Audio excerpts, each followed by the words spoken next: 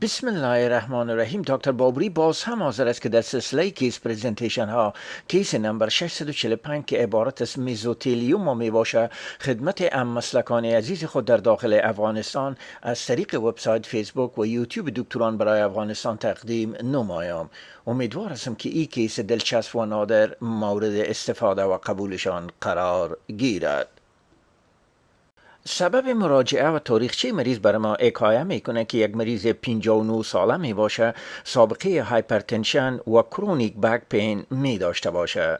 مریض نزد شما میارن امرا با دردهای پلوریتیک طرف راست صدر و عسرتهای تنفسی از 2 تا 3 هفته به این طرف. البته مریض از نن استروید انتی انفلاماتوری مدیکیشن استفاده میکنه، اما دردهای مریض بهبود حاصل نمیکنه. وصف درد شارپ شدت درد از 10-7 می باشه. همچنان مریض در این مدت از ازدیاد عسرت‌های تنفسی هم شاکی می باشه. در این مدت 10 پوند وزن هم کم کرده می باشه. مریض چست اکسریش نزد پرایمری فیزیشنش صورت میگیره. مریض نزد شما به امرجنسی روم میفرسته. مریض از دلبدی، قیاد، پرش قلبی و ارتوپنیا شاکی نمی باشه.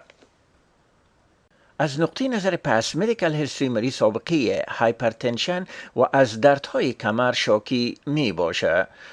پاس سرجیکال هیستوری مریض سابقه لفت برست بایپسی در سال 2010 انجام میشه، در او وقت نگاتیو می باشه. سوشال هیستوری مریض انریمارکبل می باشه. از نقطه نظر اوکوپیشنال هیستوری مریض در شپ یارد و یا در صنایع کشتی سازی کار میکنه، الرژی نداره. فامیلی هیستوری کدام نقطه مثبت نزد مریض دیده نمیشه. ریویو آف سیستم به استثنای نقاطی که قبلا خدمت شما عرض کردم کدام نقطه مثبت نمی داشته باشه.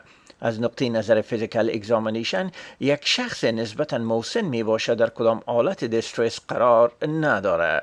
تو مریض 99.7 دیگری فارنهایت می باشه. نقاط مثبت در فیزیکال اگزامینیشن در ششهای مریض به طرف راست مریض آوازهای شش کم شده می باشه، با قرح دلنس می داشته باشه. همچنان لوکالایزد چست وال تندرنس به طرف راست مریض جس می گرده. لامف ادنوپاتی نمی داشته باشه.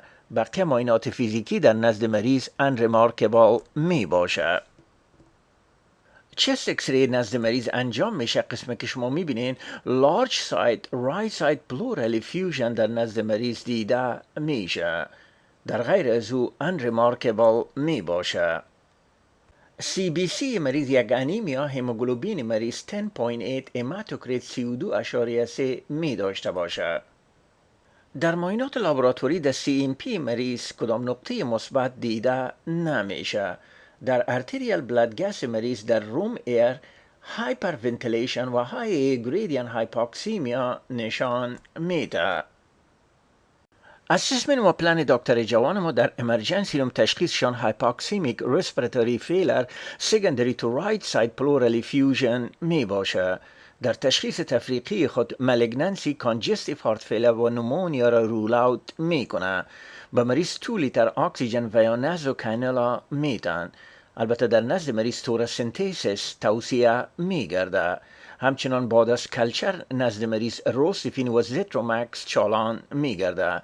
همچنان به دردهای صدری مریض موترین 400 میلی گرم Q4 اور PRN توصیه می گرده. پولمونری کانسلتیشن در نزد مریض گرفته میشه. TSH و همچنان پرو BNP در نزد مریض فرستاده می گرده. نزد مریض توراسنتیس صورت میگیره. در حدود 1.5 لیتر سیرو سانگین فلوید از رایت ساید پلورال کاویتی تخلیه میگرده. همچنان اکوکاردیوگرام اجکشن فرکشن در حدود 55 تا 60%. پولمونری ارتری پرشر تقریبا در حالت نرمال می باشه. پلورال فلوید pH 7.43 همچنان اگزودیتیف یعنی پروتین و LDH فوق العاده بلند می داشته باشه. وایت بلاد سل در حدود 4000 لمفوسیتیک پریدومیننت می باشه. پوست توراسنتیسیس چست اکسری برای شما نشان میده. رایت لانگ ویل اکسپانشن نشان میده. ماینر فیشور فوق العاده ضخیم و یا تکنس می داشته باشه. پولمونری کانسلتیشن در نزد مریض گرفته میشه، تشخیصشان اگزودیتیو لامفوسیتیک پریدومیننت رایت ساید پلورال افیوژن می باشه. در تشخیص تفریقیشان مالگننسی ورسس توبرکلوسیس پلوریزی شامل می گرده. مریض به ایف بی آیزولیشن قرار میتن، پلورال فلوید برای توبرکلوسیس پی سی آر و ایف بی کلچر فرستاده میشه. همچنان ادینوزین دی امینیز در پلورال فلوید مریض تعیین میگرده. پلورال فلوید سایتولوژی، پی پی دی و کوانتیفرون تست، اسپیوتوم فار ایف بی، همچنان کت سکن چست در نزد مریض توصیه میگرده. اگر کت سکن چست مریض میدیاستینال ویندو را شما مورد مطالعه قرار بتین، میبینیم که پلورال بیس به طرف راست پوستیریر ماس و یک مقدار لکولیتد پلورال افیوژن دیده شده میتونه. البته اینجا اورتیک آرچ، سوپیریا وینا کاوا، تریکیا را در قسمت متوسط نشان میده. در کت بعدی به طرف راست پلورال بیس پوستیریر ماس امرا به ماینر فیشور فوق العاده ضخیم و یا تک به نظر میخوره. در کت بعدی انوس هم اگر شما توجه کنین به طرف راست پوستیریر پارا اسپاینال پلورال بیس ماس دیده میشه. پلورال فلوید سایتولوژی نان دیاگنوستیک می باشه. البته پاتولوژی توصیه میکنه که باید در نزد مریض سیتی گایدد نیدل بایوپسی صورت بگیره. البته نزد مریض سیتی گایدد نیدل بایوپسی صورت میگیره، نتیجهش توسط امیون ستین مالگننت میزوتلیوما می باشه. در اینجا پلورال بایوپسی را بر شما نشان میده که سیتی گایدد نزد مریض صورت میگیره. شیت آف مالگننت سل و ایرگولار نوکلیا را به بسیار وضاحت شما دیده میتونید. براون سپات را که شما داری یا نقاط نصفری رنگ را که میبینین عبارت از امیون ستین کلاریتین SP65 کم 5.25 D3 پازیتیو می باشه. البته ای سپات فیور آف میزوتلیوما را میکنه. بعدها مریض به سرجیکال یونیت انتقال داده میشه، نزد مریض پلورکتومی و دیکورتیکیشن صورت میگیره. همچنان در نزد مریض رادییشن تریتمنت و کیموتراپی هم توصیه میگرده. آهسته آهسته مریض وضع خود بهتر احساس میکنه. مرواریدهایی را که دکتر جوان ما درباره تومورهای پلورا و یا میزوتلیوما برای ما جمع آوری کرده قرار ذیل می باشه.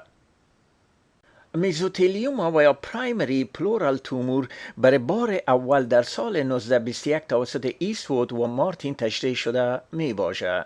از نقطه نظر اسباب اکثریت از این مریضا سابقه اکسپوژر به اسبستوس فایبر می داشته باشند، یعنی در جاهایی که کارشان امرا با صنایع کشتی سازی، انسولیشن پایپ ها و همچنان در موترسازی مخصوصا در قسمت بریک سازی در اونجا یک مقدار زیاد اسبستوس استفاده میشه. همچنان باید به خاطر داشته باشین بعضی از اینا سابقه رادییشن و جرملاین میوتیشن در اسباب میزوتلیوما شامل میکنن. انسیدنس مالگنن میزوتلیوما در ممالک صنعتی در حدود 2 پر میلیون در خانمها، 10 تا 30 پر میلیون در نزد مردها راپور داده شده می باشه. همچنان بیشتر در صنایع کشتی سازی دیده شده می دانه.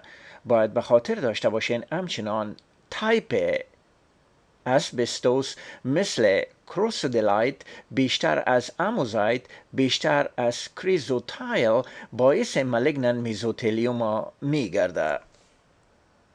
معمولا 3 گروپ میزوتلیوما وجود می داشته باشه. یک گروپش که به نام بیناین لوکال میزوتلیوما و یا به نام پلورال فایبرومایات میکنن. معمولا این مریضا سابقه اکسپوژر به اسبستوس نمی داشته باشند.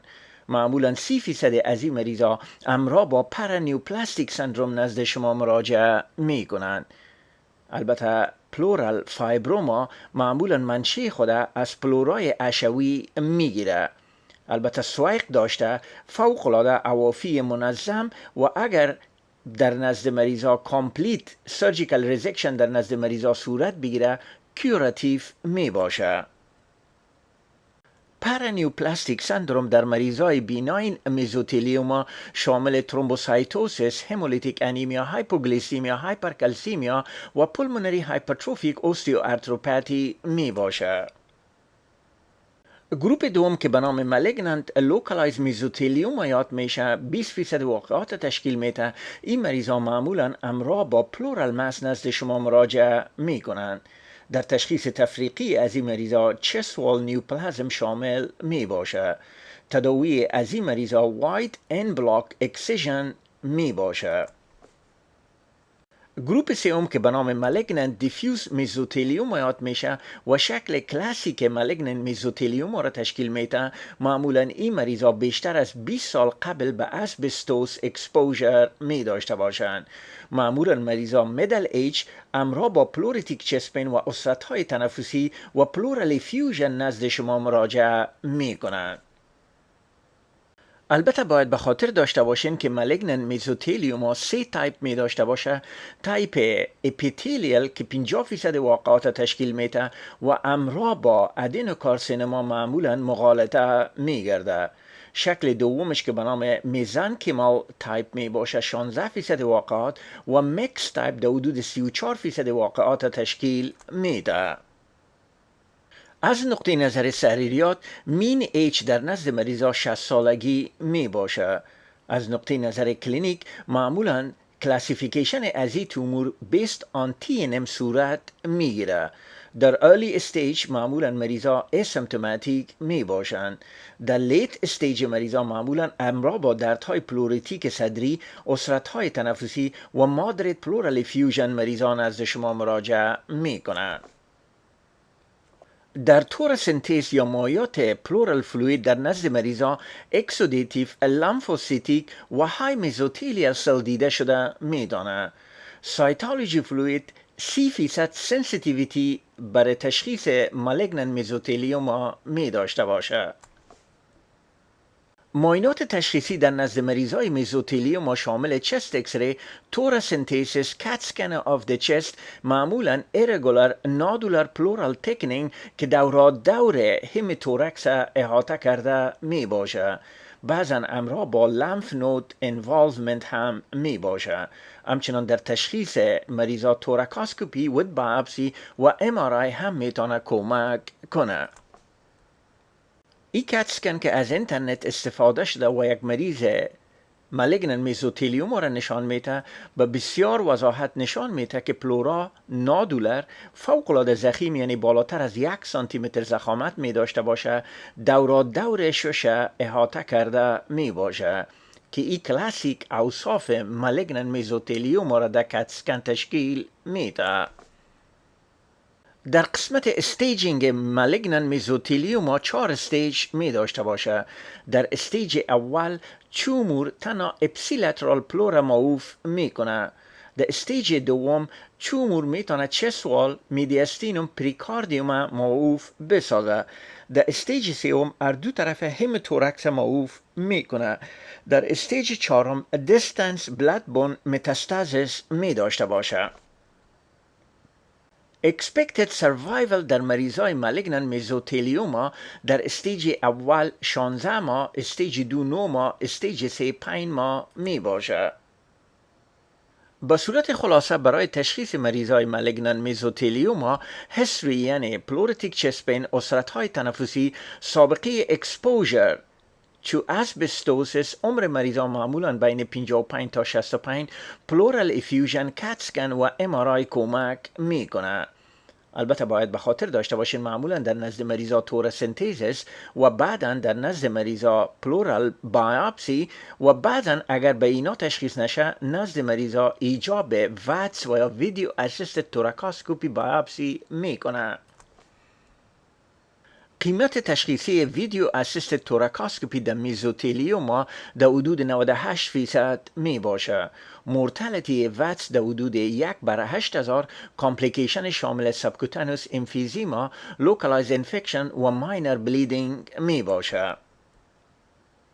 یکی از مشکلات انی پروسیجر در مریضای مالگنانت مزوتلیوما عبارت از سیدینگ مالگنانت سل در جرحه می باشه که شما میتونین ایره امرا با پروفلکتیک رادیوتراپی وقایه کنین. تداوی مریضای مالگنان میزوتلیوم معمولا سرجری، رادییشن، کیموتراپی، امیونوتراپی و جن تراپی می باشه. در این اواخر از بایومارکرهایی که در تشخیص مالگنان میزوتلیوم استفاده میشه شامل میزوتیلین ریلیتد پروتین، اوستیوپانتین و میگوکاریوسیت پوتنشییتینگ فاکتور می باشه، اما سنسیتیویتی از اینا فوق‌العاده پایین می باشه. کیموتراپی که در مریضای مالگنان میزوتلیوم شامل میشه شامل سیسپلاتینوم و پیمیتریکسیت می باشه.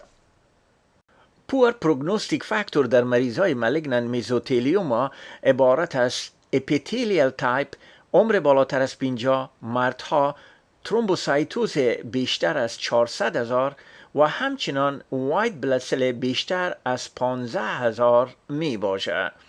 همچنان باید به خاطر داشته باشین مریضایی که امراض دردهای صدری و فوکال تندرنس نزد شما مراجعه میکنه از جمله پور پروگنوستیک فاکتور در نزد مریضا می باشه. همچنان باید خدمت شما عرض کنم برای بهبود این پروگرام تعلیمی و عامل منفعه ما به نظریات، همکاری، پیشنهادات شما ضرورت داریم. لطفاً امرای محترم دکتر سب ناصر اوریا که مسئول و مرتب وبسایت و فیسبوک دکترز فار افغانستان می باشه از طریق ایمیلشان naseroria@yahoo.com تماس حاصل کنید. تا کیس های بعدی خداوند یار و مددگار شما. السلام علیکم.